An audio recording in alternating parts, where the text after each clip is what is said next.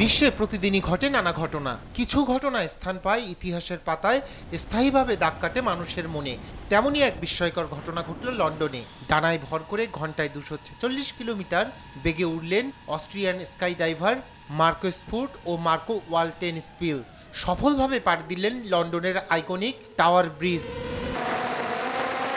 Thames নদীর ওপরে 30,000 foot উঁচুতে হেলিকপ্টার থেকে লাফ দেন তারা। এরপর ডানা মেলে ভেসে ভেসে পাড়ি দেন প্রায় 1.5 কিলোমিটার পথ। উড্ডয়ন থেকে অবতরণ পর্যন্ত উইংস্যুট ফ্লাইটটির স্থায়িত্বকাল ছিল 45 সেকেন্ড। দুঃসাহসিক এ অভিযান শেষ করায় সাধারণ মানুষের শুভেচ্ছা আর ভালোবাসায় সিক্ত হন তারা। স্কাই ডাইভাররাও প্রকাশ করেন স্বপ্ন জয়ের উচ্ছ্বাস।